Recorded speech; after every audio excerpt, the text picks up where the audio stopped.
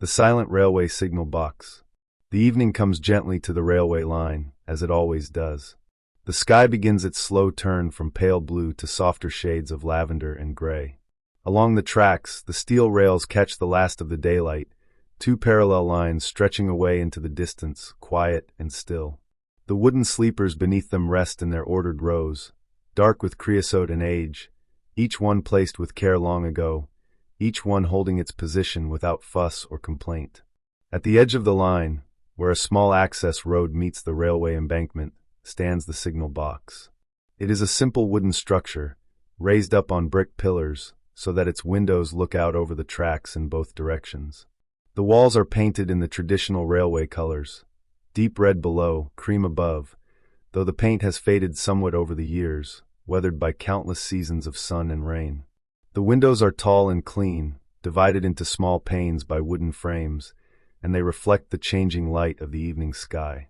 The signal box has stood here for many decades. It has watched over this stretch of railway through all kinds of weather, through bright summer mornings and frost-touched winter nights, through autumn mists and spring rains. It has seen trains pass in daylight and darkness, heard the rhythm of wheels on rails in every season. And it continues its work quietly, without fanfare, maintaining the gentle order of the railway. As the evening deepens, the light begins to soften further. Shadows lengthen across the railway cutting. The grass on the embankment slopes takes on a deeper green, and the gravel between the tracks loses its brightness, becoming gray and subdued. Birds settle into the hedgerows nearby, their evening songs growing quieter, more intermittent, as they prepare for nightfall. There is a peacefulness to this time of day along the railway. The busier hours have passed. The frequent trains of the afternoon have come and gone, and now the line enters its evening rhythm, slower, more spacious, with longer intervals of silence between each movement. The railway is not closed, not sleeping, but it is settling into a different kind of wakefulness, a calmer state of being. The signalman arrives as the sky begins to show the first hints of dusk. He comes walking along the access road, his footsteps steady and unhurried on the gravel path. He has made this walk many times before, in all weathers and all seasons, and his pace is always the same, neither rushed nor slow, but measured and calm. He carries a small bag with his flask of tea and his evening meal, simple provisions for the night ahead. He reaches the wooden steps that lead up to the signal box door and begins to climb. The steps are worn smooth by years of use, and they creak softly under his weight, a familiar sound that is part of the evening routine. 12 steps in all, rising steadily upward, each one solid and reliable. At the top, he pauses at the door, fishing in his pocket for the key, though he knows exactly where it is, his fingers finding it without thought. The key turns smoothly in the lock. The door opens inward, and the signalman steps into the signal box, into the space that will be his domain for the night ahead. Inside, the signal box is exactly as it should be. The room is not large, perhaps 15 feet long and 8 feet wide, but it contains everything necessary for the work of managing this section of the railway. The walls are lined with wood paneling, dark with age and polish, and the floor is made of wooden boards that have been swept clean. Everything has its place, and everything is in its place. Along one side of the room runs the lever frame, the heart of the signal box. It is a long row of levers, each one painted in its designated color, red for stop signals, yellow for distant signals, black for points, white for spare levers not currently in use. The levers stand upright in their normal positions, their handles polished smooth by decades of hands grasping them, moving them, returning them to their rest. Above the lever frame, a diagram shows the track layout, simple lines representing the railway, with the positions of signals and points marked clearly. The signalman sets down his bag on the small table in the corner. He removes his coat and hangs it on the hook behind the door, then turns his attention to the beginning of his evening routine. First, the lamps. Though there is still some daylight remaining outside, the interior of the signal box will need illumination soon. The signalman moves to the oil lamp that hangs from a bracket on the wall. He checks the oil level in its reservoir, ensuring there is enough to last the night. The oil is clear, the wick is trimmed neatly, ready to burn with a clean, steady flame. He takes a match from the box on the shelf, strikes it gently against the rough strip on the box's side, and watches the small flame spring to life. The match burns with a tiny hiss, and he lifts the glass chimney of the lamp, touches the flame to the wick, and waits. The wick catches, the flame grows, small at first but quickly finding its strength, and the lamp begins to glow with warm, golden light. The signalman replaces the glass chimney carefully, adjusting the wick until the flame burns evenly, without smoke or flicker. The light spreads through the signal box, soft and steady, casting gentle shadows on the wooden walls and illuminating the lever frame with a warm glow. It is a comfortable light, the kind that has lit signal boxes for generations, unchanged and unchanging. He moves to the second lamp on the opposite wall and repeats the process. Match struck, flame transferred, wick adjusted, light blooming. Now the signal box is properly lit, ready for the evening and the night ahead. The signalman walks to the window and looks out over the railway line. The tracks stretch away in both directions, still visible in the fading daylight, the rails catching occasional glints of the evening sky. In the distance, he can see the signals, tall posts with their arms and lamps, standing silent and watchful. They are dark for now, but soon they will need to be lit as well, their red and green lights glowing in the gathering dusk. But there is no hurry. The evening is still gentle, the light still adequate. The railway operates on its own time, its own rhythm, and the signalman knows this rhythm intimately. He has learned over many years to work in harmony with it, to anticipate its needs, to maintain its order without force or haste. The signalman turns from the window and walks to the large logbook that rests on the desk beside the lever frame. The book is bound in dark leather, its pages thick and cream-colored, filled with neat handwritten entries recording the passage of trains, the movements of signals, the small events that make up the life of this section of railway. He opens it to the current page, running his finger down the column to find where the day signalman has made his last entry. The handwriting is clear and precise. Each train logged with its time, its direction, its type. Passenger train, 1647 northbound. Goods train, 1712 southbound. Everything in order, everything accounted for. The signalman reads through the afternoon's entries slowly, familiarizing himself with the pattern of the day, understanding what has passed and what is yet to come. He picks up the pen from its holder, a simple wooden pen with a steel nib, and makes his first entry. 18:15 hours. Evening shift commenced. All signals and points correct. His handwriting joins the line of entries above it, part of the continuous record that stretches back through the pages, through weeks and months and years, an unbroken chronicle of the railway's quiet operations. The pen is returned to its holder. The ink will dry in its own time. There is no need to rush it, no need to blot it hastily. The logbook remains open on the desk, ready for the next entry when it is needed. Outside, the evening continues its gentle progression. The sky has deepened now from lavender to a softer purple-gray, and the first hints of deeper blue are appearing in the east. The light is changing, becoming less bright, more diffused, and the landscape along the railway is settling into the muted tones of dusk. The signalman moves along the lever frame, conducting his evening inspection. Each lever must be checked, its position verified, its mechanism sound. He begins at the far end, with lever number 1. His hand grasps the polished handle, feeling its familiar shape, its smooth surface. He applies gentle pressure, testing the lever's movement, ensuring it is not stiff or binding.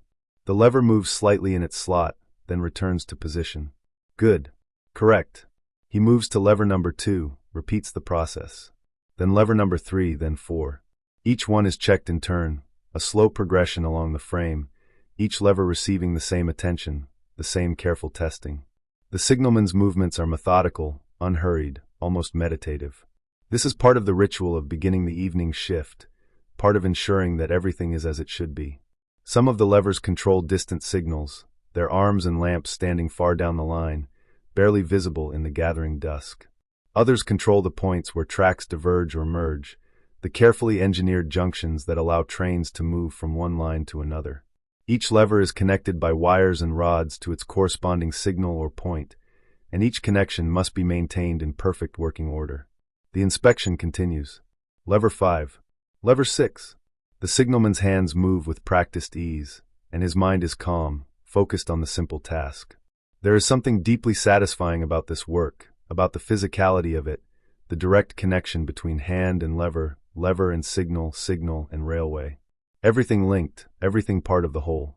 Lever 7 controls the down main signal, the tall post that stands beside the track about 200 yards to the south. The signalman knows this lever well, knows exactly how it feels when it is moved, the resistance it offers, the way it clicks into its new position.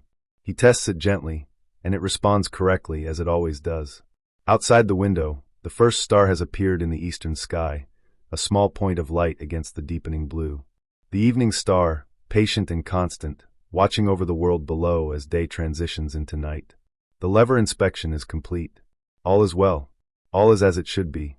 The signalman returns to the beginning of the frame and stands for a moment, looking along the row of levers, their painted handles catching the lamplight, their mechanisms hidden beneath the floorboards, silent and ready. He walks back to the window, looking out over the railway once more. The light has faded enough now that the distant signals are becoming harder to see clearly. It is time to attend to them, to bring them to life for the night ahead. The signal lamps must be lit before full darkness falls. This is one of the essential tasks of the evening, one that cannot be delayed or hurried, but must be done at just the right time, when there is still enough light to work safely, but not so much that the lamps are unnecessary. The signalman descends the wooden steps from the signal box, his boots making the same soft creaking sounds they made when he arrived.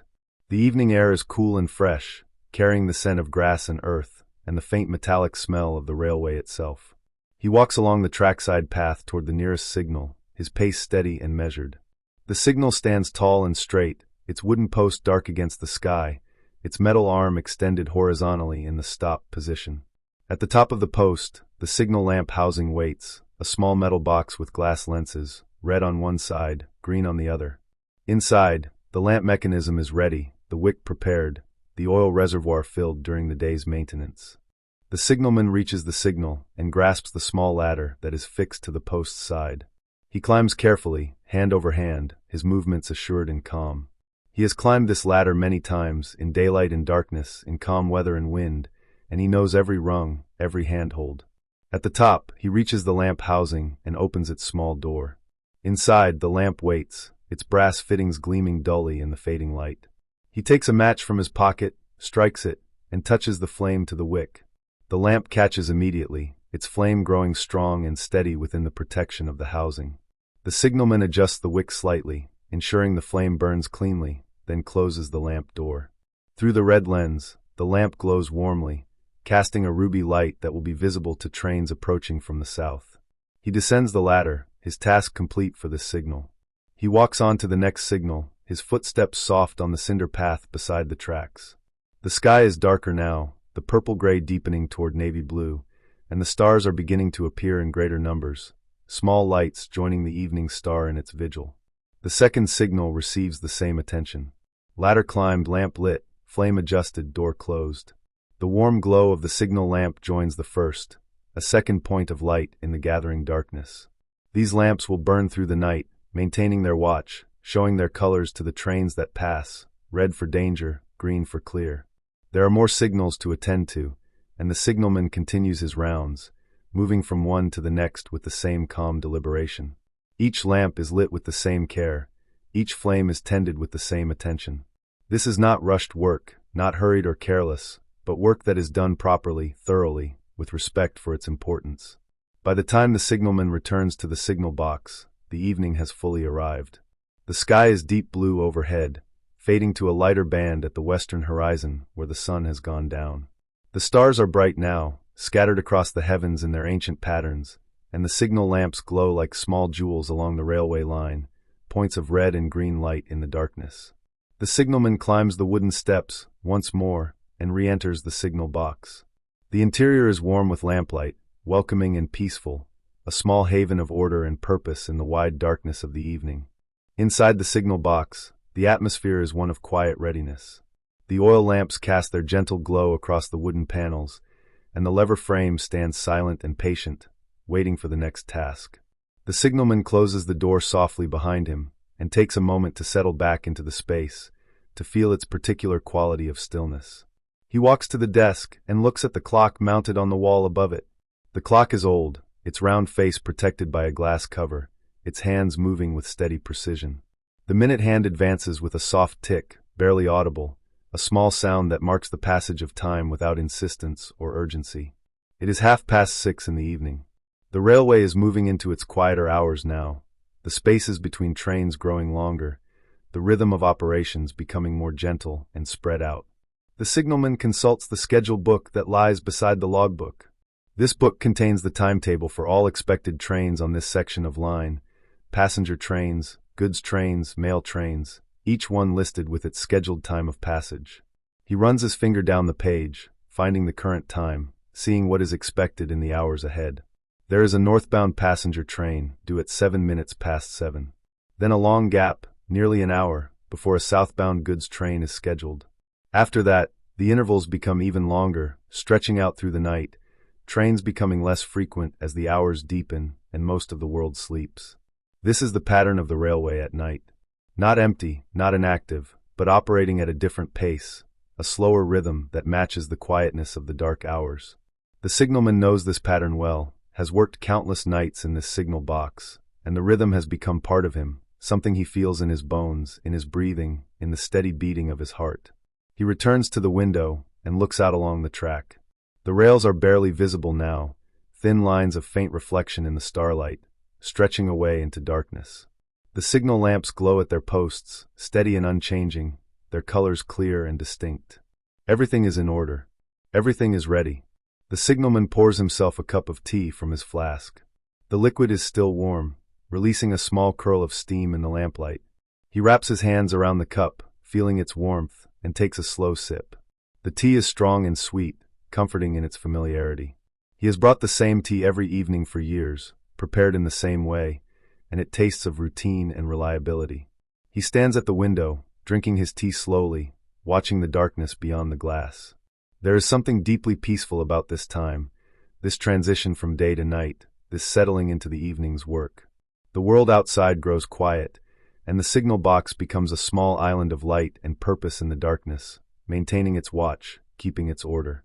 Minutes pass in comfortable silence. The clock ticks softly.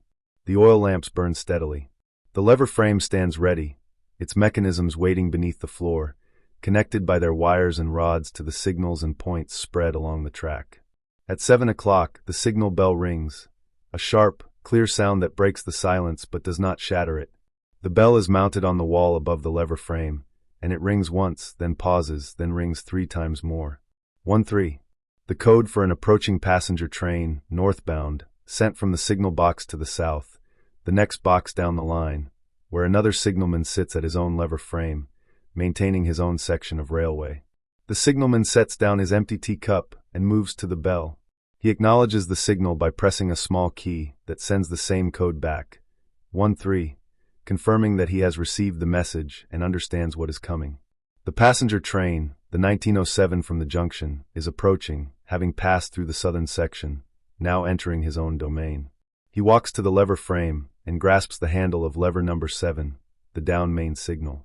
The lever is in the on position, horizontal, which means the signal outside is showing red, its stop aspect displayed to the track.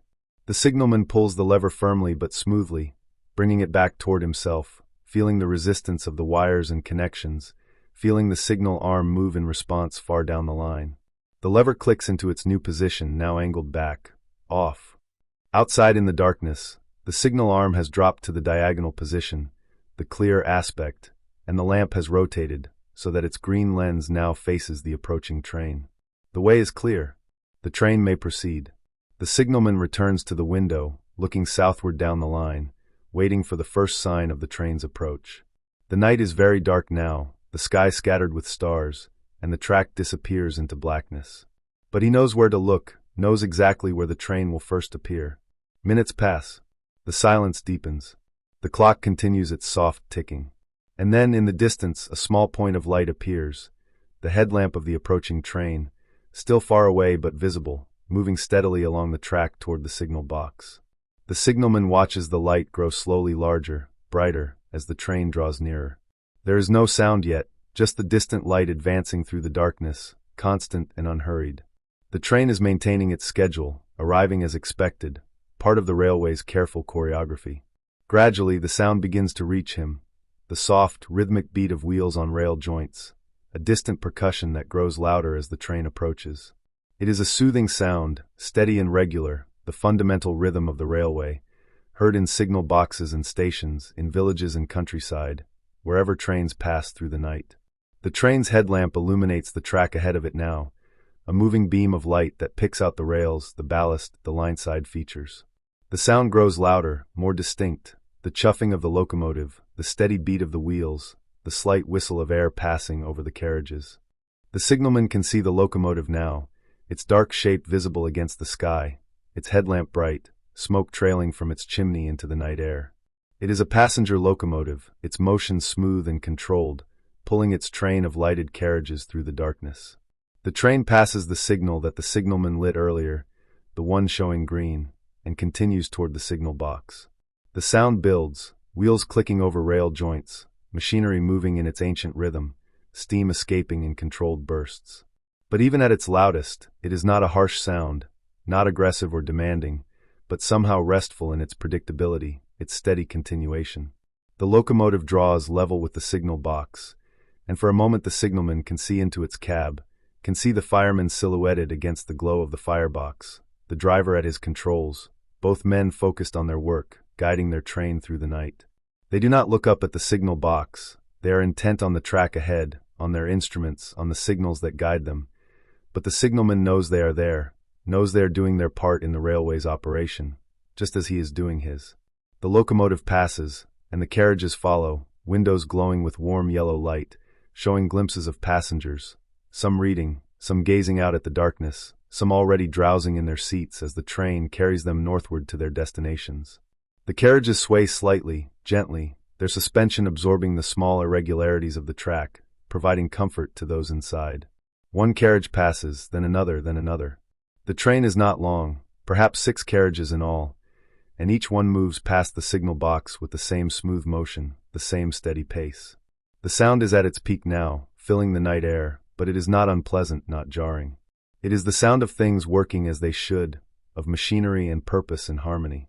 The final carriage passes, its tail lamp glowing red in the darkness, and the train continues northward, moving away from the signal box, its sound beginning to fade.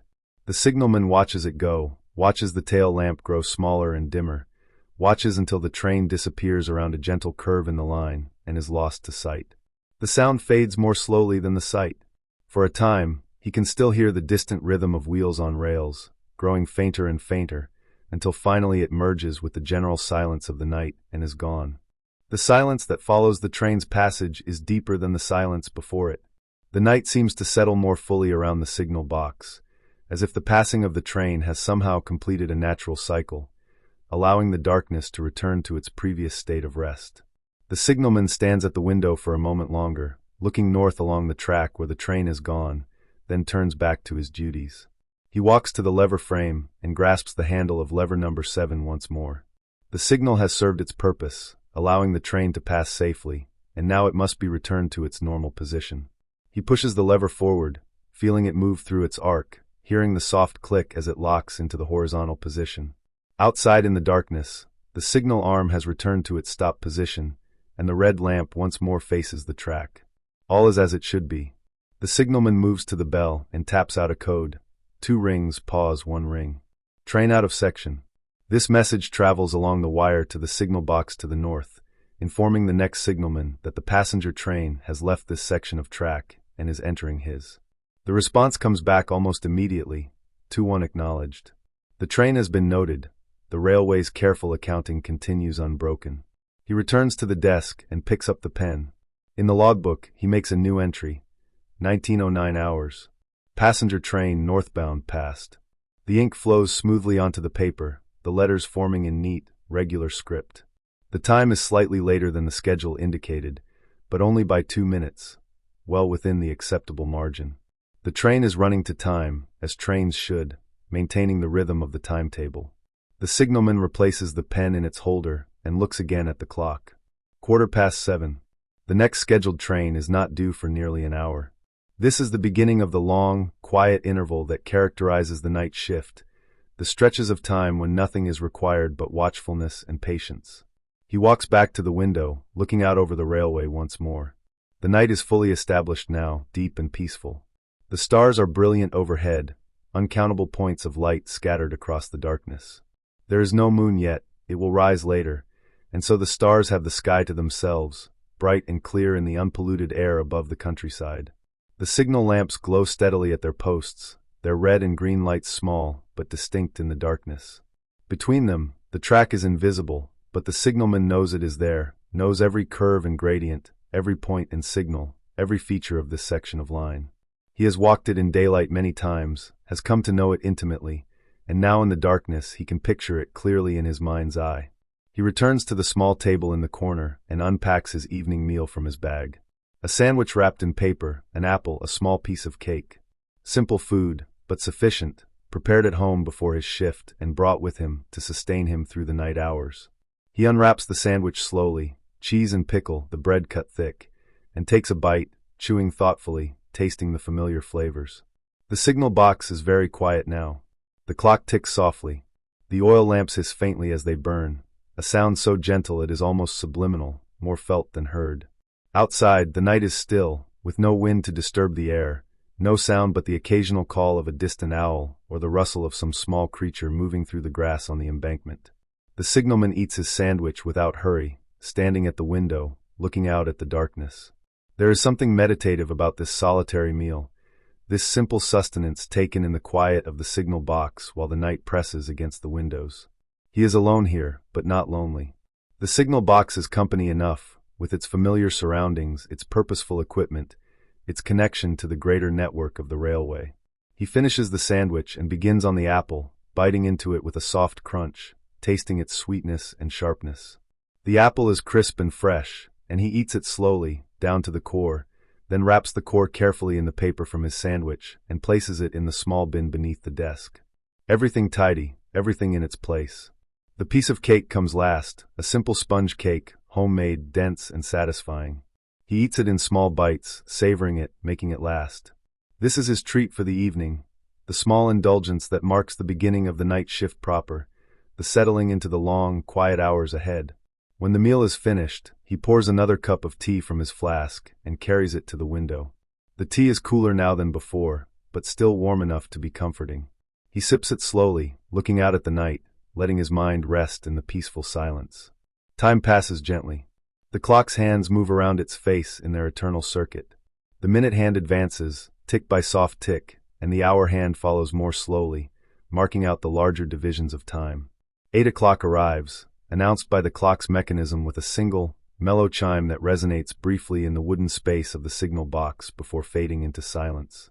The signalman sets down his empty cup and walks along the lever frame again, not to operate any lever but simply to check, to maintain his awareness of the equipment, to keep his connection with the signals and points under his control. His hand brushes each lever handle as he passes, a light touch, a greeting almost, an acknowledgement of the silent mechanisms that wait beneath the floor. He pauses at the diagram above the frame, studying it even though he knows every line and symbol by heart. The diagram shows a section of track, a simple double line, with a crossover where trains can move from one track to the other if needed. The signals are marked with small symbols, the points with their characteristic notation.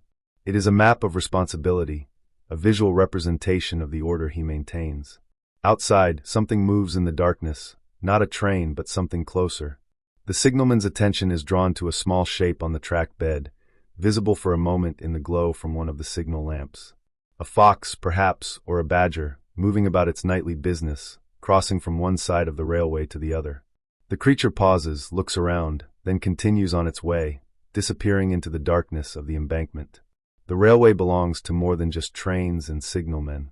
It is part of the landscape, part of the countryside, and the wild creatures use it as they use the fields and hedgerows, following their own ancient paths.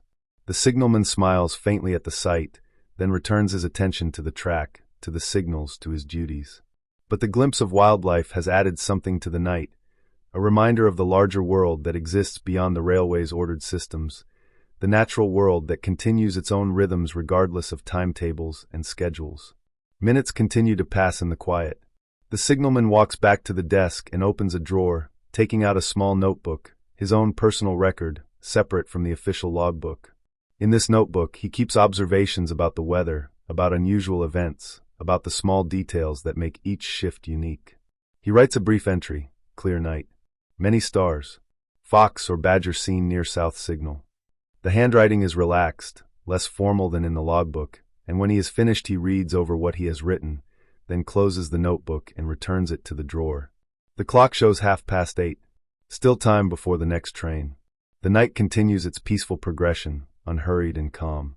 The signal box stands watch over the railway, its lamps burning steadily, its instruments ready, its signalman attentive and patient. In the distance, far to the south, a light appears, but it is not a train. It is another signal lamp, belonging to the next signal box down the line, several miles away.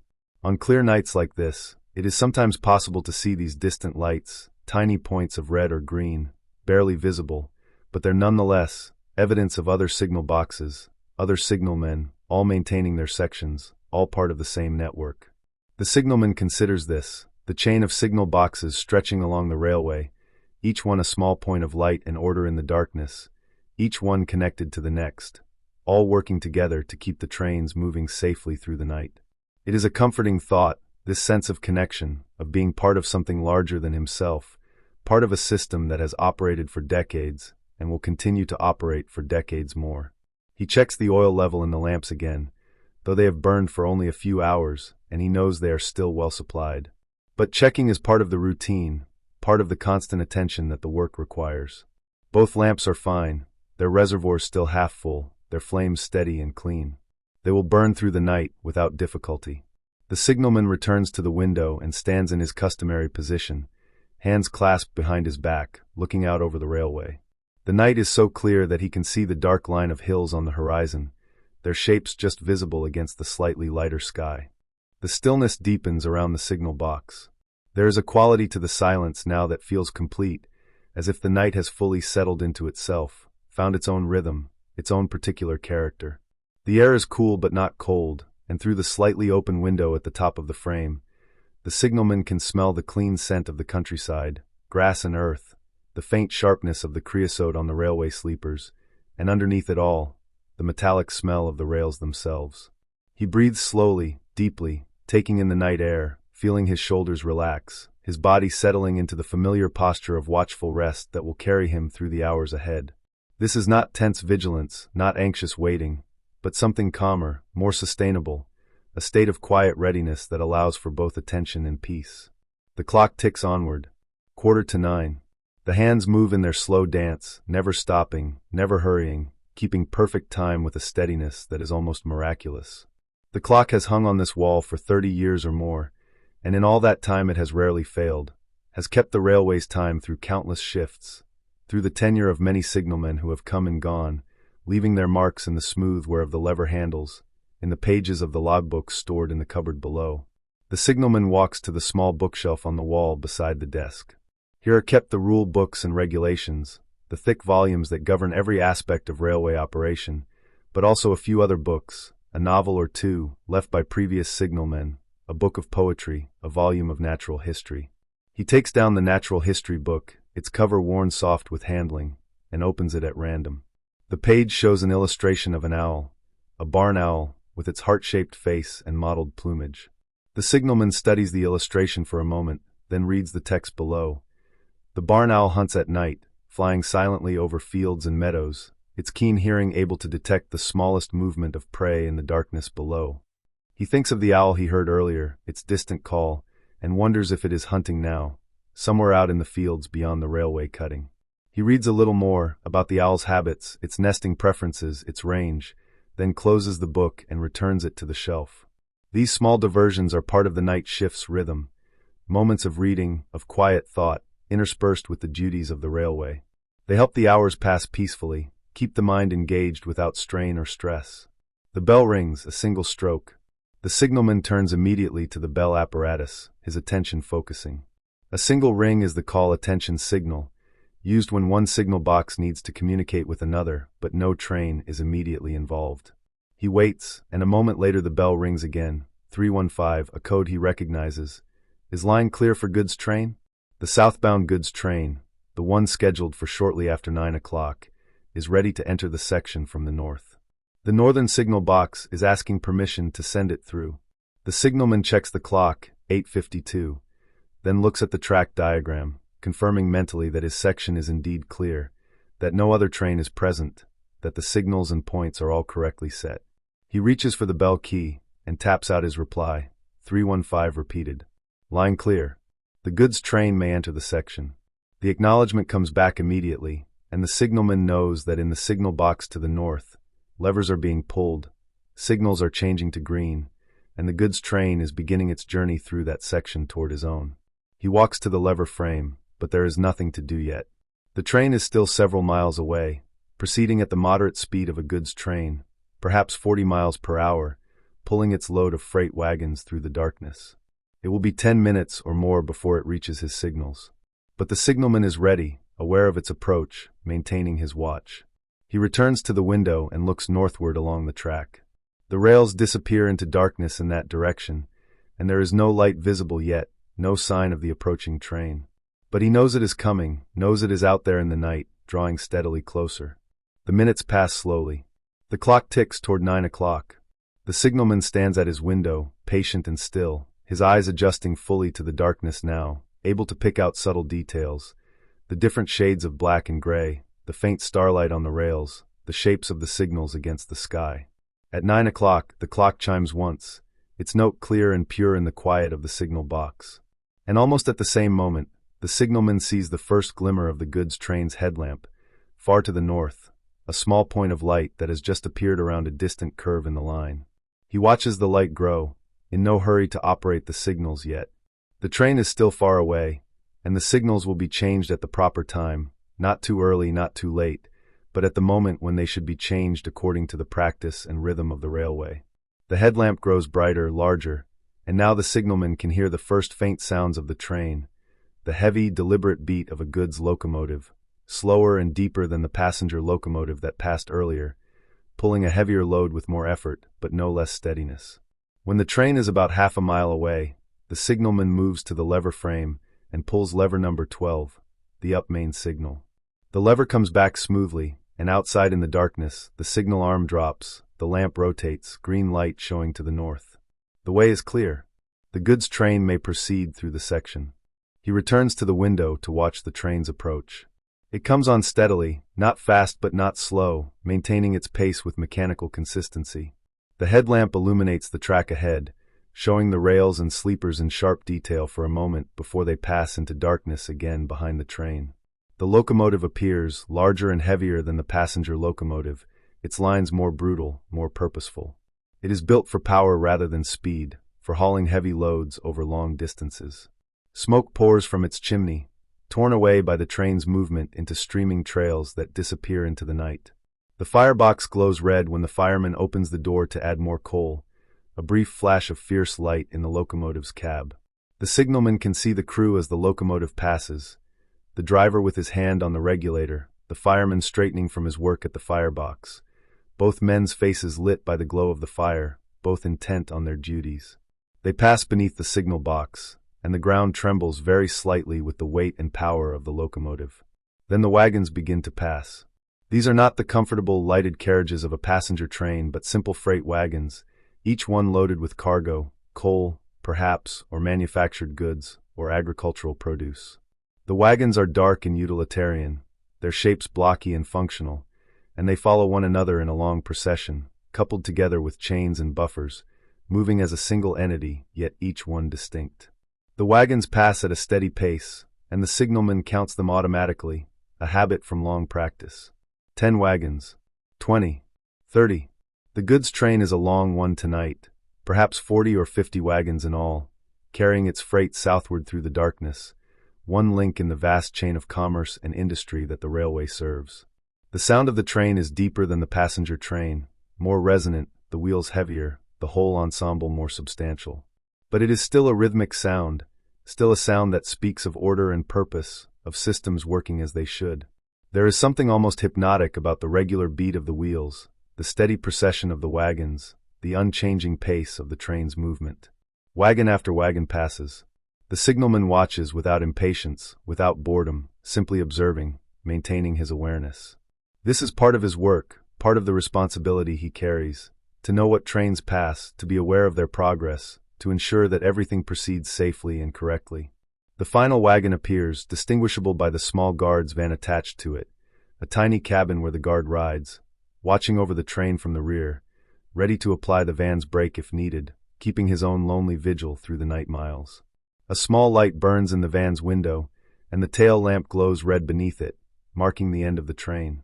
The van passes, and the train continues southward, moving away from the signal box toward the next section. The sound begins to fade, the rhythm of the wheels growing softer and more distant, until finally it merges with the general silence of the night and is gone. The silence returns, gentle and complete. The signalman stands at the window, watching the red tail lamp of the goods train grow smaller and dimmer as it moves away down the line, eventually disappearing from sight around a curve. The night feels emptier for a moment after the train's passage, as if something has been taken away, but the feeling fades quickly, and the darkness settles back into its customary peace. He walks to the lever frame and returns lever number 12 to its normal position. The signal arm rises back to horizontal. The red lamp faces the track once more. All correct. He moves to the bell and sends the code to the southern signal box, 21. Train out of section. The response comes back promptly, the acknowledgement that the goods train has been noted, that it is now the responsibility of the next signalman down the line. At the desk, he makes another entry in the logbook. 2,103 hours. Goods train, southbound, passed. The pen moves smoothly across the paper, the letters forming their neat patterns, adding another line to the record. He pauses, reads back over the evening's entries, the passenger train northbound, the goods train southbound, and nods to himself. All proceeding as it should. All in order. The clock shows 9:05. The next scheduled train is not until after 11, more than 2 hours away. This is the longest interval of the evening, the deepest part of the night shift's quiet time, when the railway rests most fully, when the spaces between trains stretch out, and the signal box becomes a small island of wakefulness in a sleeping world. The signalman pours himself another cup of tea from his flask. The tea is only lukewarm now, having cooled over the course of the evening, but it is still pleasant, still comforting. He drinks it standing at the window, looking out at the night, letting his thoughts drift gently, without direction or urgency. The stars are magnificent tonight. With no moon yet risen and no clouds to obscure them, they fill the sky in their thousands, bright and clear and impossibly distant. The signalman is not an astronomer, cannot name many of the constellations, but he knows some. The Plough, easily recognizable with its distinctive shape, Orion the Hunter, with his belt of 3 stars in a row, Cassiopeia, the W-shaped constellation that never sets in these latitudes. He looks at the stars for a long time, feeling the vastness of the night, the sense of space and distance that the clear dark sky provides. It is humbling in a way, this view of the cosmos, but also strangely comforting. The stars have been there for unimaginable ages, will continue for unimaginable ages more, and beneath them the small concerns of human life, the trains and signals, the duties and routines, seem both insignificant and yet somehow more precious, more worthy of care precisely because they are so small and temporary. A shooting star streaks across the sky, a brief line of light that appears and vanishes in less than a second. The signalman watches the space where it was, but it does not return. These things happen sometimes on clear nights, fragments of cosmic debris burning up in the atmosphere, creating their momentary beauty before disappearing forever. He feels fortunate to have seen it, this small gift from the universe. He finishes his tea and sets the cup aside, then walks to the oil lamps to check them once more. Both are still burning well, their flame steady, their light warm and constant. The glass chimneys are clean, unmarked by soot, which means the wicks are trimmed correctly and the lamps are burning efficiently. They will last through the night without difficulty, as they always do. The signal box is warm now from the heat of the lamps and the residual warmth of the day trapped in its wooden walls. It is a comfortable warmth, not stifling but cozy, making the space feel sheltered and secure. Outside, the night air is growing cooler as the evening advances, but inside the signal box there is this pleasant warmth, this sense of being protected from the elements while remaining connected to the world beyond the windows. The signalman returns to the bookshelf and selects the slim volume of poetry. He opens it and reads a few verses by lamplight, the words flowing gently through his mind. The poems are old, written long ago by men and women who knew nothing of railways or signal boxes, but their words still speak across the years, still carry their cargo of meaning and beauty. He reads one poem through to its end, something about evening and starlight, then closes the book and returns it to its place. Time passes in the quiet. The clock ticks on, measuring out the minutes with its patient precision. 9:15. 9:30. The signalman moves about the signal box slowly, checking things that do not need checking, maintaining his connection to the equipment and the space. He touches the lever handles, feels their smooth, worn surfaces. He looks at the track diagram, tracing the lines with his eyes. He stands at the window, watching the darkness and the distant glow of the signal lamps. There is a particular quality to this deep, quiet time, a sense of suspension, as if the night is holding its breath between the trains. The railway is not sleeping, it is never truly sleeping, but it is resting, pausing, gathering itself before the next movement. The signal box participates in this rest, this pause, while remaining alert, remaining ready. At 9:45, the signalman takes out his meal tin again and removes the small piece of fruit cake he saved for later. He eats it slowly, savoring its dense sweetness, the taste of dried fruit and spice. It was baked by his wife, as all his evening meals are, prepared with care and sent with him into the night. He thinks of her briefly at home now, perhaps reading by the fire, perhaps already preparing for bed. She is used to his night shifts, used to the odd hours of railway work, and she manages the household with the same calm efficiency that he brings to his work in the signal box. The cake finished, he brushes the crumbs from his fingers and drinks a little water from the bottle he brought with him. The water is cool and clean, refreshing after the sweetness of the cake. He caps the bottle and returns it to his bag, then stands and stretches, feeling his back crack slightly, his muscles relaxing after the long period of standing and sitting. He walks to the door and opens it, stepping out onto the small platform at the top of the stairs. The night air is cool on his face, fresh and clean, and he breathes deeply, filling his lungs with it. The sky overhead is an arch of stars, and the darkness stretches away in all directions, peaceful and vast. From this vantage point, he can see both sections of track, north and south, the rails faintly visible in the starlight, running their parallel courses toward distant horizons. The signal lamps glow steadily at their posts, red lights marking the stop aspects, small beacons of order in the darkness. Everything is as it should be. Everything is in its place. He stands there for several minutes, simply being present in the night, feeling the coolness of the air, listening to the silence. There are sounds, when he pays attention, the distant hoot of an owl, the rustle of leaves in a slight breeze that has begun to stir, the faint ticking of the signal box's wooden walls cooling slightly in the night air. But these are quiet sounds, peaceful sounds, part of the night's natural composition. Eventually, he steps back inside and closes the door softly. The warmth of the signal box envelopes him again, and he returns to his position at the window, looking out over the railway, maintaining his watch. The clock shows 10 o'clock. It chimes once, marking the hour. The night continues its slow progression, unhurried and calm. The signal box stands in its vigil, its lamps burning, its instruments ready, its signalman attentive and patient. In the distance, to the south now, another light is visible, not a train but a car on a road that runs parallel to the railway for a short stretch. The headlights move along, disappearing behind trees, reappearing, then finally turning away and vanishing entirely. The signalman watches it go, this reminder that other people are awake and moving through the night, traveling their own paths, pursuing their own purposes. But here, along the railway, the peace continues. The tracks wait in their silent readiness. The signals stand at their posts, patient and vigilant. And in the signal box, the signalman maintains his watch, his presence a quiet assurance that all is well, that the order of the railway is being maintained, that when the next train comes, everything will be ready to receive it safely and guide it on its way. The stars will slowly overhead in their ancient patterns. The earth turns beneath them, and the night deepens, moving toward its middle hours, when the world is at its quietest and the railway settles most fully into its nighttime rhythm. The night settles more deeply around the signal box as the hour advances past 10 o'clock. There is a stillness now that feels almost complete, a quality of silence that is rare and precious. The signalman can hear his own breathing, slow and regular, and the soft tick of the clock measuring out the seconds. Beyond these small sounds, there is only the vast quiet of the countryside at night, undisturbed and peaceful. He walks to the small stove in the corner of the signal box, a cast-iron fixture that remains unlit during the warmer months, but provides welcome heat in winter. Even now unlit, it is a comforting presence, its black metal surface polished smooth by years of use, its pipe rising to penetrate the roof above.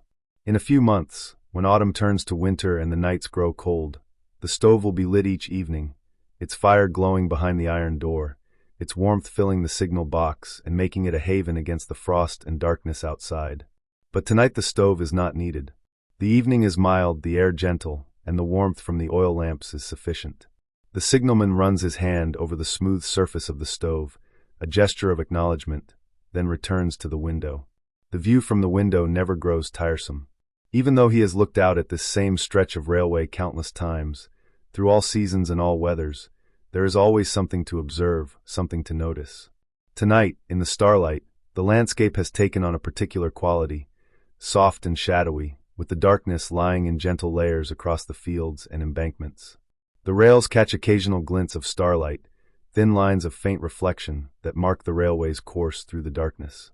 He can see the signal lamps clearly, their colors distinct and pure. The red lamps glow with a warm, deep light, the color of garnets or of coals in a fire. The green lamps, those few that are showing clear aspects on other sections of track visible from here, shine with a cooler light, the color of deep water or forest shade. These lights are more than mere indicators. They are part of the railway's language, part of the system of communication that allows trains to move safely through day and night. The signalman thinks about this language, these codes and signals that he uses every day. The bell codes, each one distinct, each one carrying a specific meaning. Train approaching, line clear, obstruction danger, test message. The signal aspects, the positions of the arms and the colors of the lamps, each one telling the train drivers what they need to know. Stop, caution, proceed, reduce speed. And the lever positions, the physical connection between the signalman's hand and the distant signals and points, allowing him to set the railway's course, to guide the train safely through his section. It is an elegant system, developed over many decades, refined by experience and necessity, until it works with remarkable reliability. The signalman takes quiet pride in being part of this system, in maintaining his small portion of it, in ensuring that this section of railway operates smoothly and safely.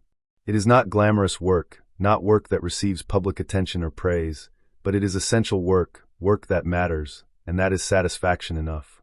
The clock shows 10:15. The signalman walks along the lever frame again, his nightly patrol, checking each lever by sight and touch. His fingers brush the handles, 1, 2, 3, 4, counting them off, ensuring that each is in its correct position. The levers stand like soldiers at attention, ready but still, waiting for the command that will send them into action.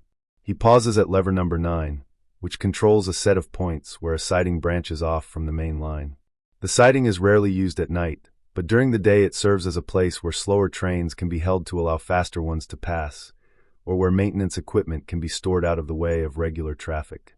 The points are set for the main line now, as they usually are at night, and the lever is in its normal position, secure and correct. The signalman continues his patrol to the end of the frame, then returns to the beginning. All is well. All is as it should be. The routine of checking and rechecking is part of the discipline of the work, part of the constant vigilance that keeps the railway safe. Nothing is taken for granted, nothing assumed. Everything is verified, confirmed, known with certainty. He returns to the desk and sits down in the wooden chair, allowing himself to rest for a few minutes. The chair is old and worn, its seat polished smooth by decades of signalmen sitting in it, but it is still sturdy and comfortable. He leans back slightly, feeling the support of the chair's back, and lets his eyes rest on the track diagram above the lever frame. The diagram is a thing of elegant simplicity. Black lines on a white background, showing the track layout with perfect clarity. The signals are marked with small triangular symbols, the points with their characteristic crossing lines. Numbers and letters identify each feature, corresponding to the levers that control them. It is a map, but more than a map, it is a representation of reality, a model that allows the signalman to understand and manage the physical railway beyond the windows. His eyes trace the lines of the diagram, following the track northward, then southward, noting each signal, each point, each feature. Even though he knows the diagram by heart, could draw it from memory if required, there is still value in looking at it, in maintaining that mental connection between the diagram and the reality it represents. Time passes quietly. 10:30. The night continues its peaceful progression, and the signal box maintains its vigil. The oil lamps burn steadily, their flames unwavering, their light constant. The clock ticks on, measuring out the minutes with patient precision. And the signalman sits in his chair, resting but alert, ready to respond if the bell should ring, if a train should approach, if anything should require his attention. But for now, nothing requires his attention except this: the simple act of being present, of maintaining the watch, of keeping the signal box alive and functioning through the quiet hours of the night. It is a humble task, but it is enough. It is everything that is needed. At 11:20, the signalman rises from his chair and walks to the small cupboard beneath the bookshelf. He opens it and takes out a cloth and a small tin of polish. These are for maintaining the brass fittings in the signal box, the bell mechanism, the hinges on the lamp housings, the various small fixtures that require periodic cleaning to keep them bright and functional. He begins with the bell, carefully polishing its brass casing until it gleams in the lamplight. The work is methodical, soothing, requiring just enough attention to be engaging, but not so much as to be taxing. The cloth moves in small circles over the brass, and gradually the metal brightens, the accumulated dullness of several days removed, the original shine restored.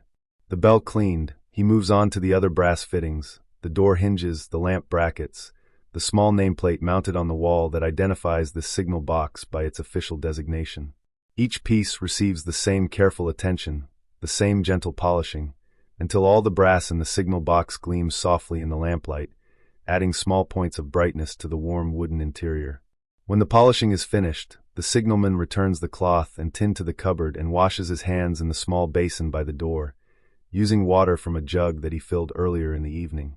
The water is cool and refreshing, and he dries his hands thoroughly on the towel that hangs beside the basin, then returns to the window. The clock shows 11:15. Soon the next train will be due, a late passenger service, the last northbound train of the evening. After that, the night will grow quieter still, the intervals between trains even longer, stretching toward midnight and beyond, toward the deep quiet hours when the railway belongs almost entirely to the goods trains and the signalmen who guide them. The signalman looks northward along the track, though he knows it is too early yet to see any sign of the approaching train. But looking has become a habit, a natural part of his work, and he continues to gaze out into the darkness, patient and watchful, waiting for the moment when the distant headlamp will appear, bringing the next chapter of the night's routine. The stars continue their slow wheel overhead. The signal lamps burn steadily at their posts, and the night presses gently against the windows of the signal box, a presence that is not threatening but companionable, a darkness that holds rather than excludes, that makes the small lighted space of the signal box feel all the more secure and purposeful. At 11:10, the bell rings with its sharp, clear voice. 1 ring, pause, 3 rings. The code for an approaching passenger train, northbound. The signalman acknowledges it immediately, returning the signal, confirming that he has received the message and understands. The late passenger service, right on schedule, making its way through the southern section, soon to enter his own. He walks to the lever frame, his movements calm and practiced, and grasps the handle of lever number 7. The familiar resistance meets his hand as he pulls the lever back, feeling the connection travel down through the floor, along the wires and rods, to the signal standing in the darkness. The lever clicks into position, and the signal arm falls, the green lamp rotating to face the approaching train. The way is clear. The signalman returns to the window and looks southward along the track. For a minute or two there is nothing to see, only the darkness and the stars and the steady glow of the signal lamps. But then, right on time, a point of light appears in the distance, the headlamp of the passenger train, small at first but growing steadily brighter as the train advances along the track. He watches the light approach, noting its steady progress, its unchanging pace. This is a train that is running to time, maintaining its schedule, its crew alert and attentive despite the late hour. The signalman feels a sense of satisfaction at this, everything working as it should, the railway operating with its characteristic precision, even in the depths of the night. The sound of the train reaches him gradually, the familiar rhythm of wheels on rails, the chuffing of the locomotive, the whistle of air moving past the carriages. It is not as loud as the goods train that passed earlier, for this is a shorter train, lighter, moving with less effort through the night. But the sound is still distinct, still clear, cutting through the silence with its regular beat. The train draws nearer, and the signalman can see the locomotive now, its dark shape outlined against the sky, its headlamp bright and searching. It passes the signal showing green, and continues toward the signal box, maintaining its steady pace. The sound builds, wheels clicking over rail joints, machinery working smoothly, steam venting in controlled bursts. The locomotive passes beneath the signal box, and the signalman glimpses the crew in the cab. The driver at his controls, the fireman checking his gauges, both men focused on their work, bringing their train safely through the night. The firebox glows red for a moment as the fireman adds coal, then the door closes and the glow disappears. The carriages follow, 4 of them on this late service, fewer than on the earlier train. The windows glow with yellow light, and through them the signalman can see passengers, some reading, some dozing, some simply staring out at the darkness as the train carries them homeward. There are not many passengers at this hour, and the carriages look half empty, spaces of light and shadow moving through the night. The train passes, its tail lamp glowing red, and continues northward. The sound fades gradually, the rhythm of the wheels growing softer and more distant, until finally it merges with the general silence and is gone. The signalman watches the tail lamp disappear around the distant curve, then turns back to his duties. He returns lever number 7 to its normal position, the signal arm rising back to horizontal, the red lamp once more facing the track.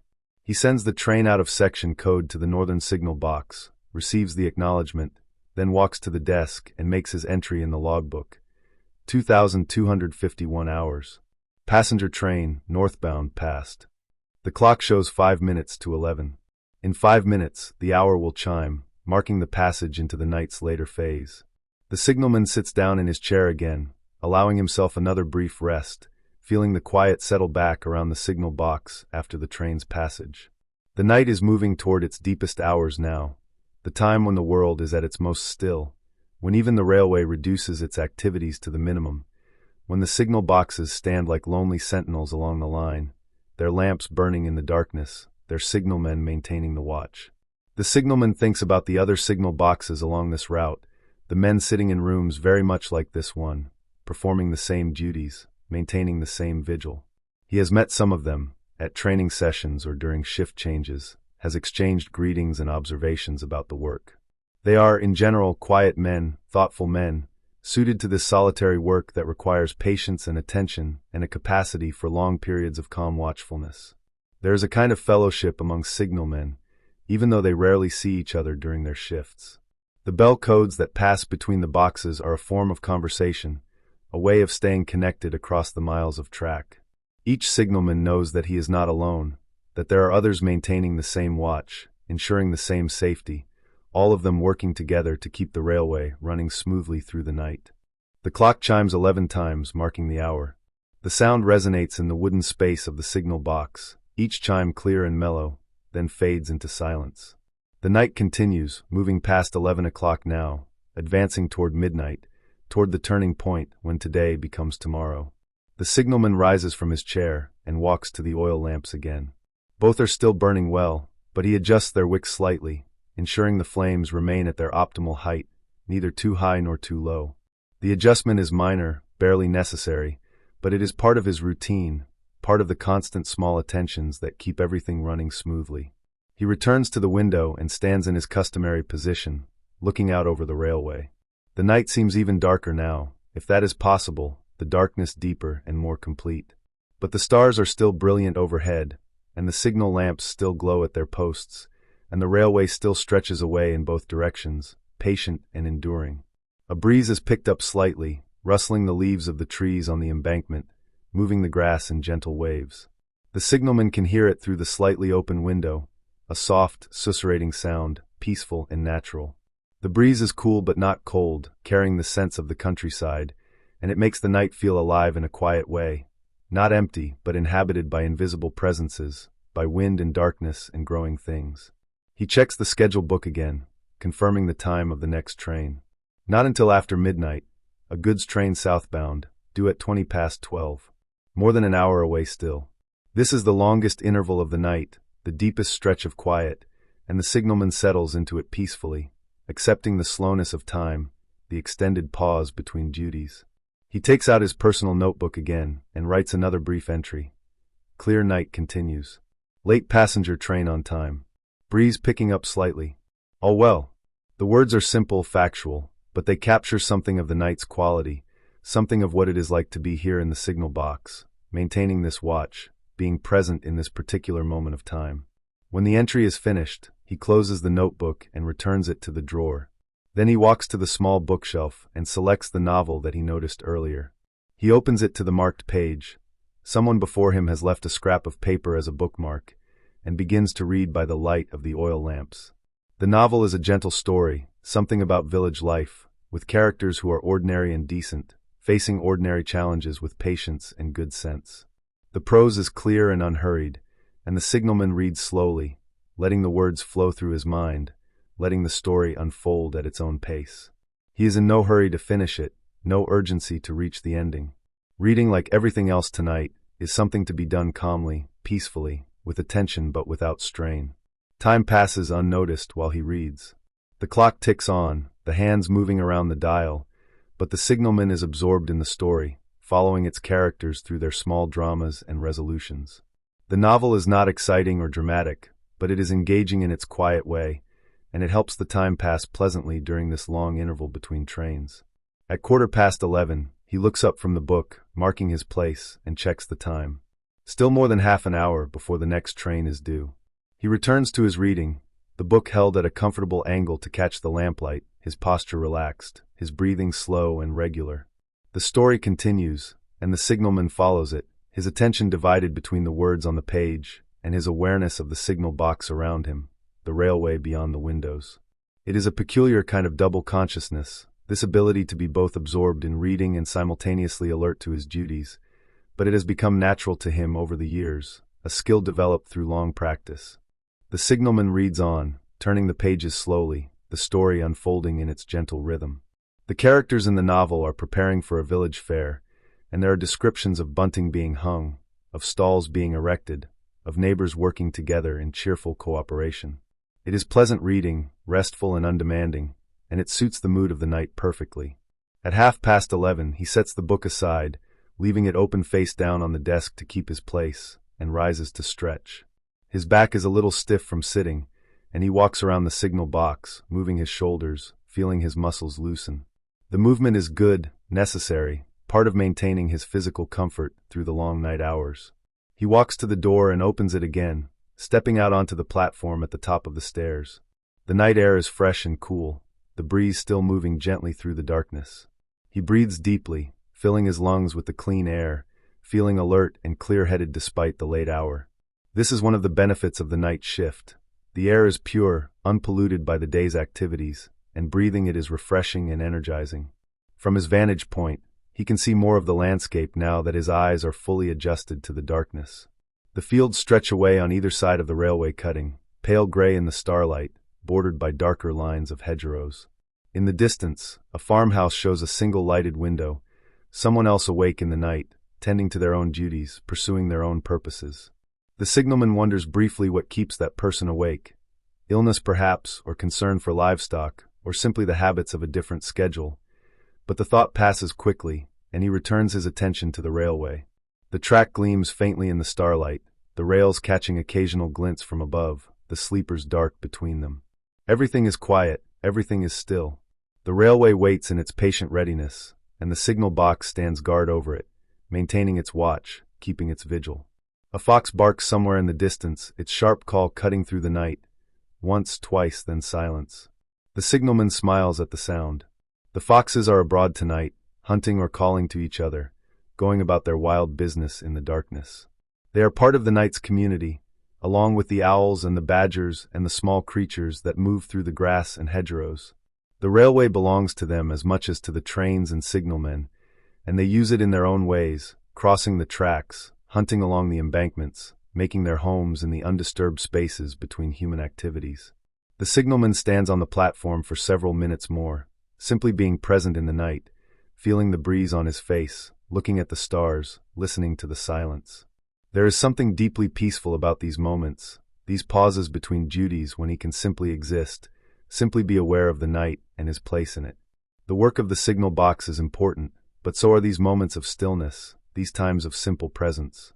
Eventually, he steps back inside and closes the door softly.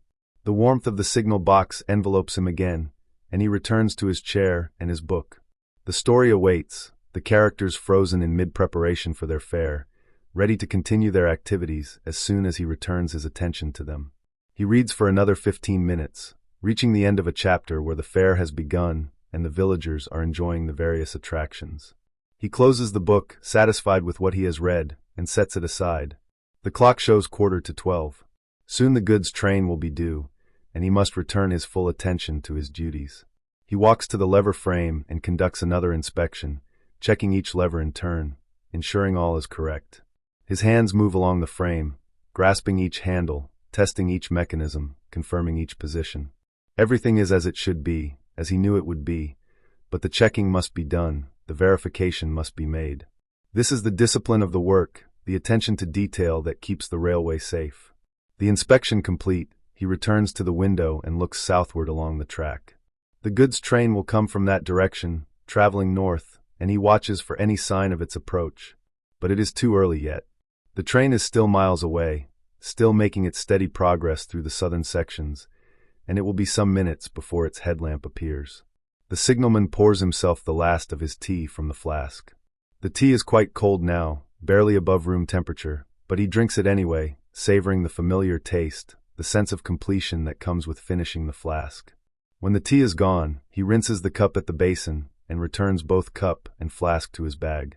The flask will be refilled tomorrow evening before the next shift, and the cycle will continue, night after night, shift after shift, in its endless repetition. The clock shows 11:10. The signalman stands at the window, watching and waiting, his attention focused on the southern section of track.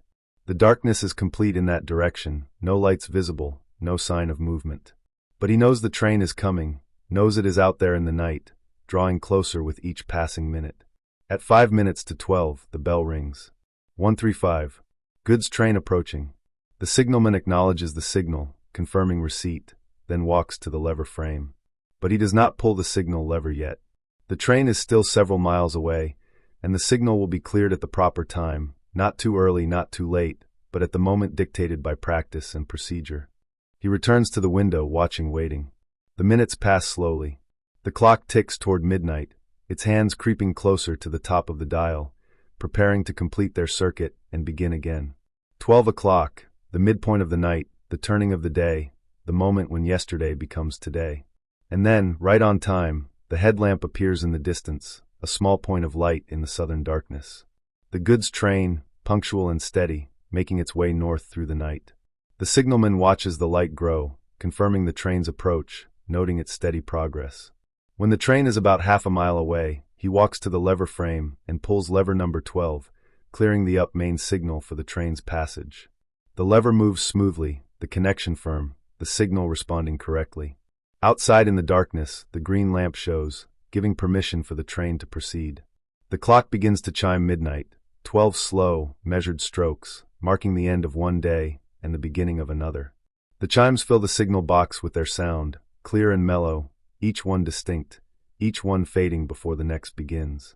The signalman stands at the window, listening to the chimes and watching the approaching train, feeling the moment's particular quality, this transition from one day to the next, marked by the clock's ancient ceremony.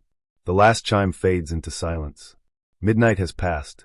It is now the early hours of the new day, though outside the darkness continues unchanged, and inside the signal box the work continues as before, unaffected by the arbitrary division of calendar time.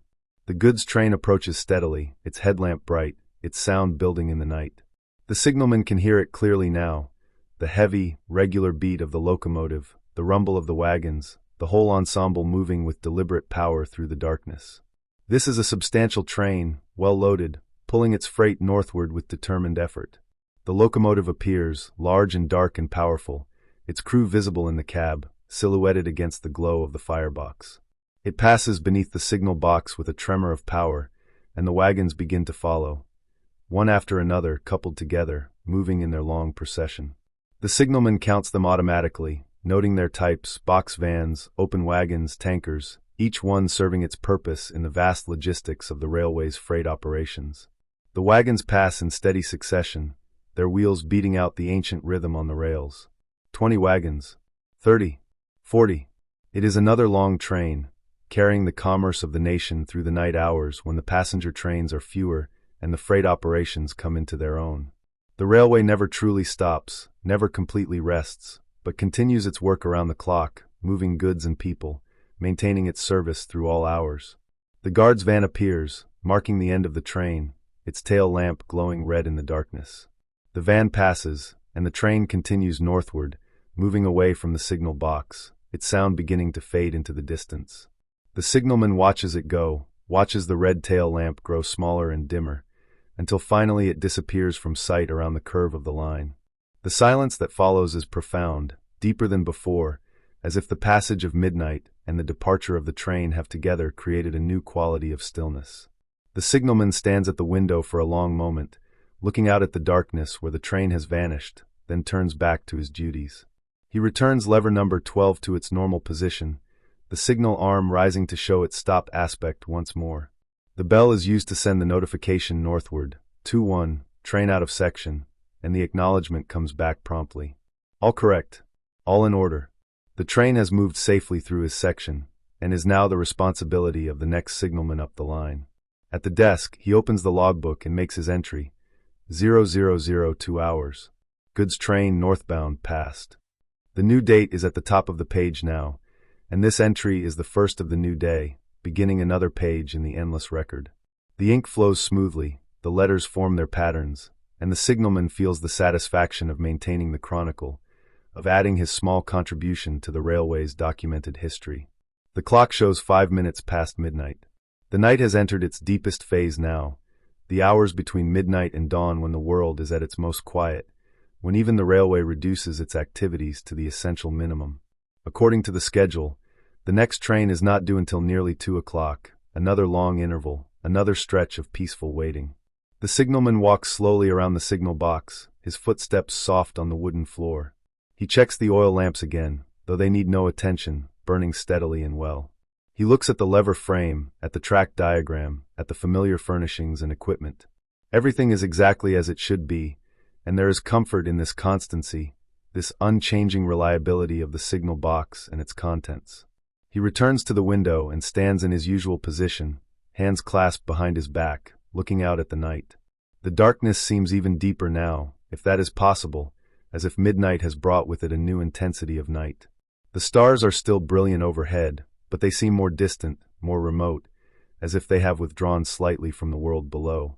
The signal lamps continue their steady glowing, points of red and green light in the vast darkness, maintaining their silent watch. The breeze has died down, and the air is very still. The signalman can hear, faintly, the ticking of the clock, a small sound that seems louder in the deep quiet of the hour. Beyond that, there is almost nothing.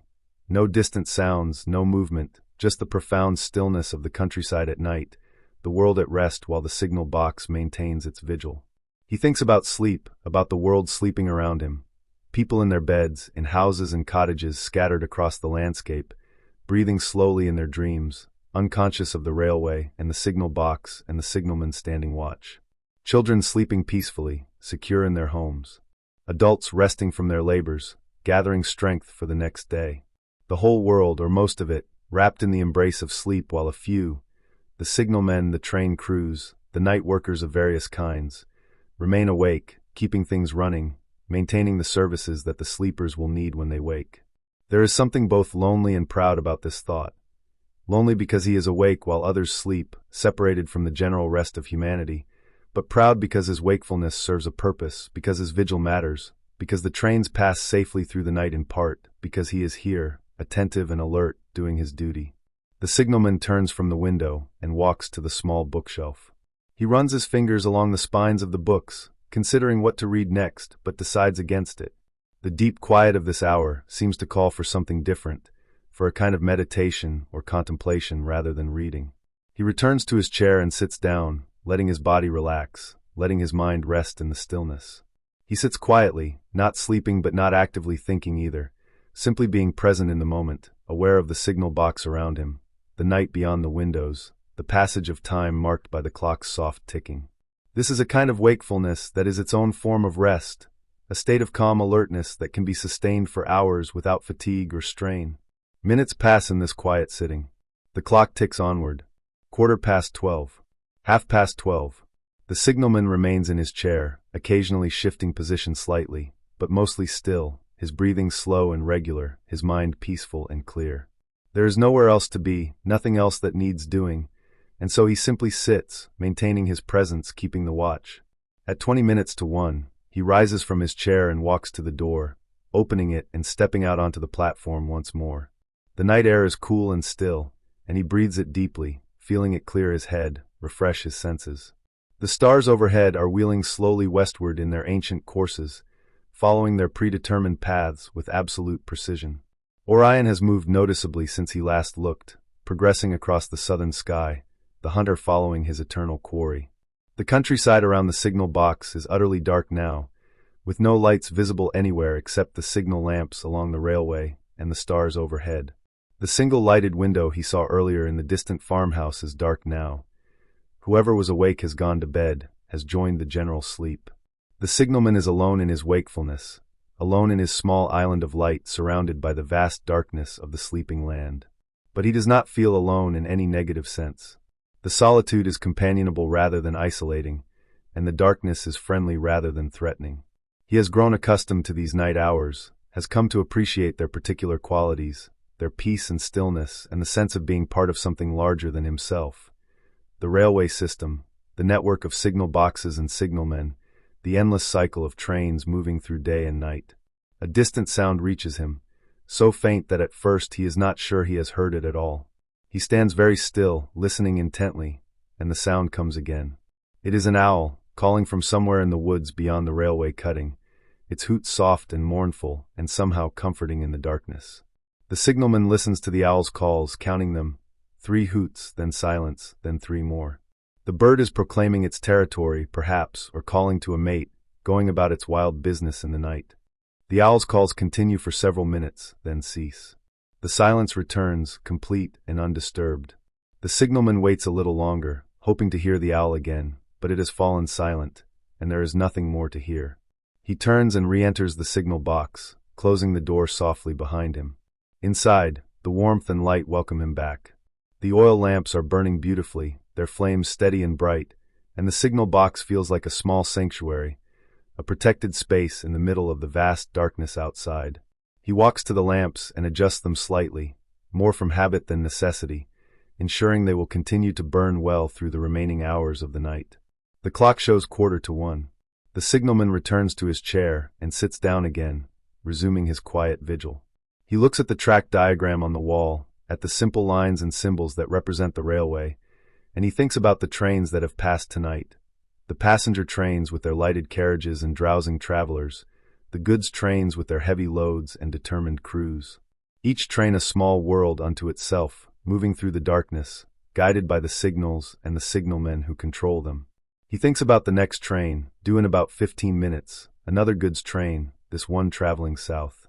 It will come from the north, passing through the section maintained by the signalman in the next box up the line, then entering his section, passing the signal box, continuing southward toward its destination. And he will play his part in its journey, clearing the signals, noting its passage, ensuring its safe progress through his stretch of railway. This is the work, and it is good work, necessary work, and the signalman takes quiet satisfaction in doing it well.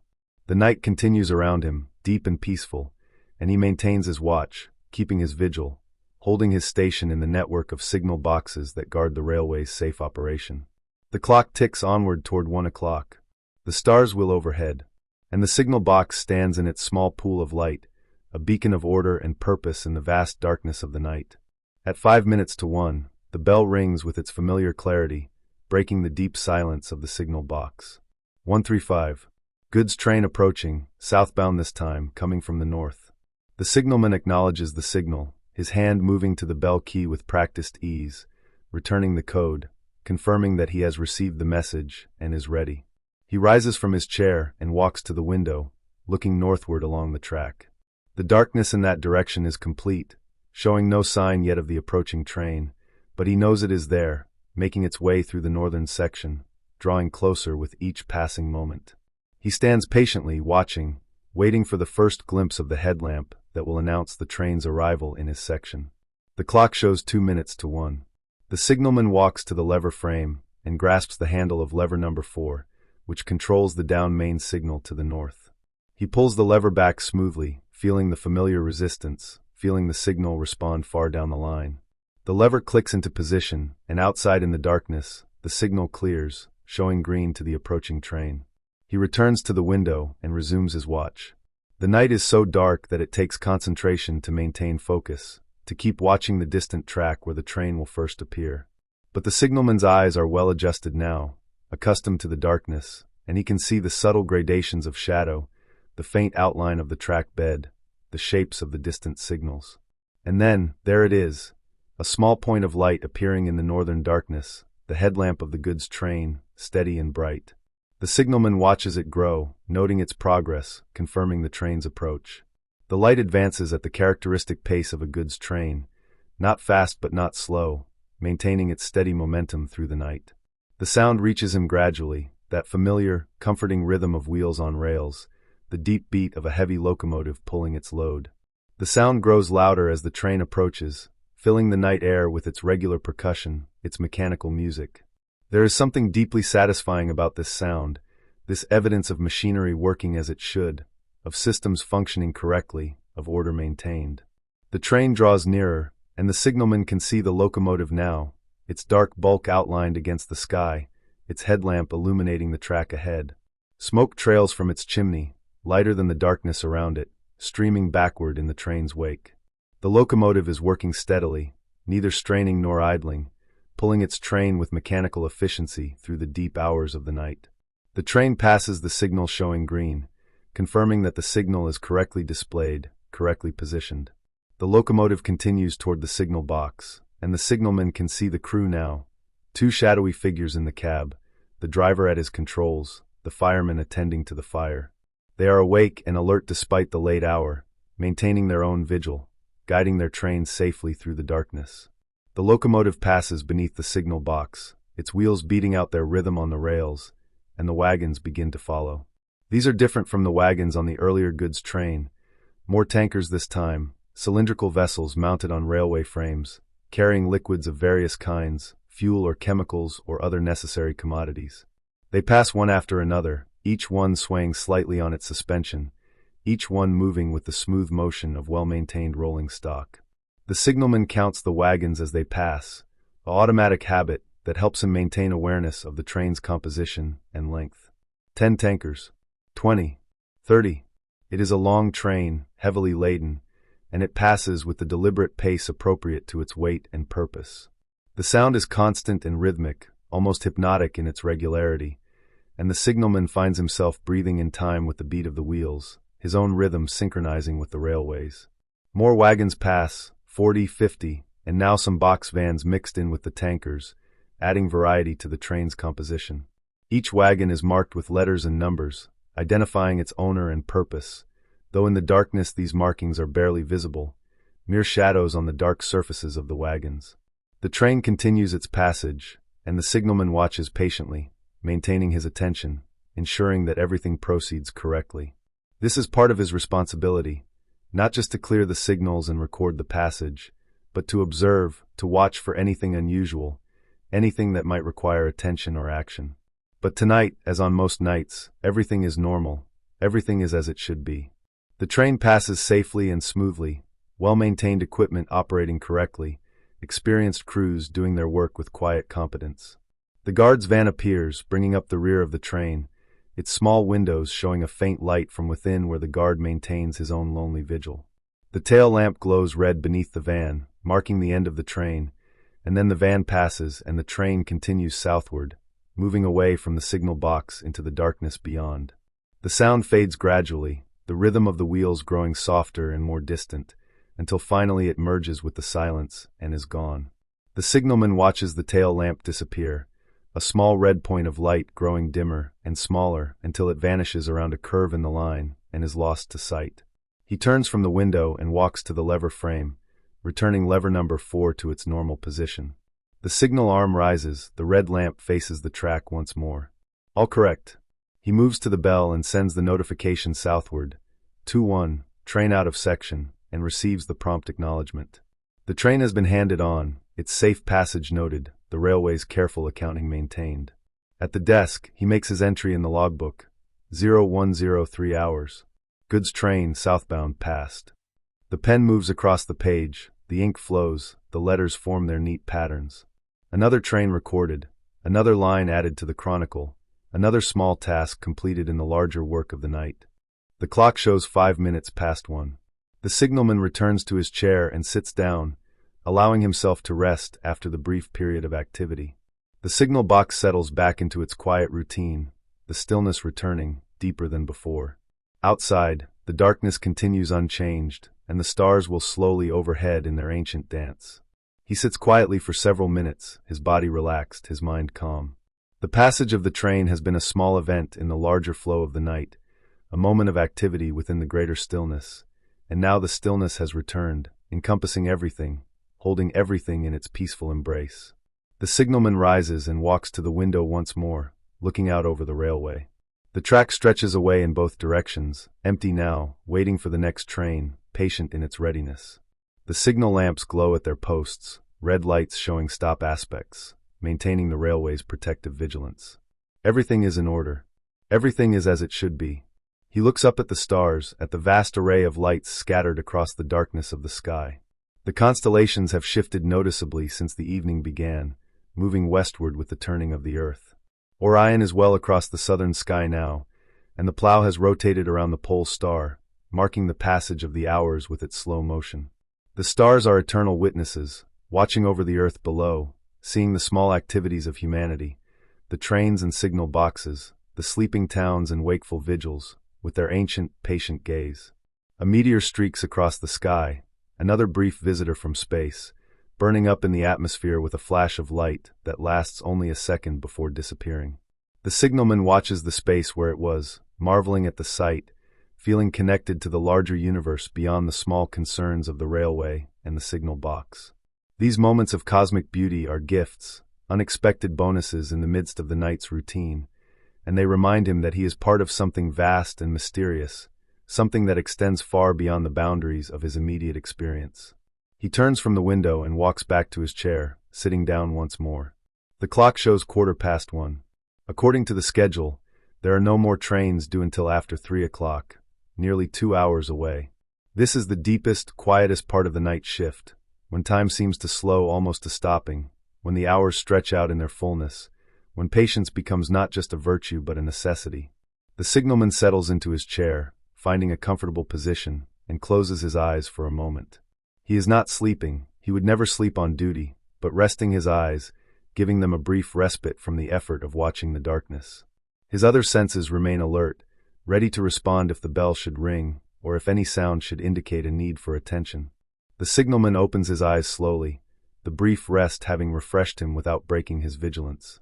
The signal box remains quiet, wrapped in the deep calm of the early morning hours. The clock ticks steadily on the wall, each second passing with measured certainty, marking time without hurry. Outside, the railway lies silent. The rails reflect faint starlight, stretching away into darkness in both directions, empty and waiting. A thin mist has begun to form along the low ground near the tracks, settling gently like a soft blanket over the sleepers and ballast. It moves almost imperceptibly, drifting and reshaping itself with the slightest movement of air. The signalman rises from his chair and walks slowly around the box, a familiar habit during the quietest hours of the night. He checks the lamps, ensuring they are burning steadily. He looks over the lever frame, each lever standing in its proper position, each one silent and still. Everything is as it should be. He pauses by the desk and turns a page in the logbook, scanning the earlier entries. Each line tells a small story. A train passed, a signal cleared, a routine completed. Together, they form a quiet record of order maintained through the night, a written assurance that the railway continues to function smoothly even while most of the world sleeps. Returning to the window, he looks southward now. The distant signals glow faintly, their red aspects steady and unwavering. Beyond them, the countryside rests, fields, hedgerows, and sleeping villages wrapped in darkness. Somewhere far away, a dog barks once and then falls silent again, the sound carrying briefly before dissolving into the stillness. The signalman breathes slowly, evenly. The rhythm of the railway has slowed to match the rhythm of the night, and his own breathing follows suit. There is comfort in this alignment, in being part of a system that knows when to move and when to be still. The clock shows 1:30. Time seems to stretch gently now, no longer marked by frequent activity, but by the soft passage of minutes. The signalman sits once more, hands resting loosely, posture relaxed but attentive. The lamplight casts long, steady shadows across the floor, unmoving except for the subtle flicker of the flame. From time to time, he listens, not for any particular sound, but for changes in the silence itself. The railway has its own language, one learned through years of experience. The difference between quiet and uneasy quiet, between calm and anticipation. Tonight, the silence speaks only of rest. The mist outside thickens slightly, softening the outlines of the tracks and signals. The world feels smaller, more enclosed, as though the signal box exists in its own quiet pocket of time, separate from everything else. Within this space, there is no rush, no pressure, only watchfulness and calm continuity. The signalman allows his gaze to drift once more to the sky. The stars seem sharper now, the air clearer at this hour. They continue their slow procession, unchanged by the small movements below. Their presence is steady and reassuring, a reminder that the night has its own order, just as dependable as the railways. He sits like this for a long while, content in the stillness, ready but unhurried, part of the quiet machinery of the night. The clock moves steadily toward 2 o'clock, its hands advancing without sound beyond the gentle tick that fills the signal box.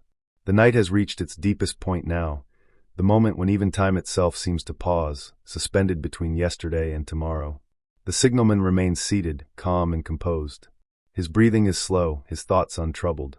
There is nothing he needs to do just now, and so he allows himself to simply be present, aware of the light, the warmth, the quiet. Outside, the mist lies thickest along the rails, curling around the sleepers and rising faintly in the cold air. The signals stand above it like sentinels, their lamps glowing steadily, unwavering in their purpose. Everything holds its place, each part of the railway waiting patiently for the next moment of movement. The signalman glances once more at the timetable pinned neatly beside the desk. The next train is still some time away. There is no urgency, no need to prepare just yet. The night offers this gift of stillness, and he accepts it without resistance. He adjusts his chair slightly, finding a position that allows both comfort and readiness. The familiar creak of wood is soft and brief, and then the box is silent again. The warmth from the lamp settles around him, gentle and steady. His eyes grow heavy, not with sleep, but with relaxation. He keeps them open, resting his gaze on the quiet interior of the box, the levers, the desk, the window frames worn smooth by years of use. These objects are companions in the night, familiar and reassuring. Beyond the window, the stars continue their slow journey. Somewhere far off, another part of the railway is awake, another signal box, another watchful presence, each one connected by the unseen lines of track and shared responsibility. The signalman feels this connection quietly, without needing to think about it. The night holds steady. Minutes pass, then more minutes. The stillness remains unbroken, deep and complete. The railway rests, the countryside sleeps, and the signal box glows softly against the darkness. In this moment, there is nothing to anticipate, nothing to remember. Only the gentle passing of time, the quiet certainty that when the next bell rings, he will be ready, just as he always is. Until then, the night continues its calm vigil. The lamplight flickers softly, the clock ticks on, and the silence settles, wide and peaceful, inviting rest.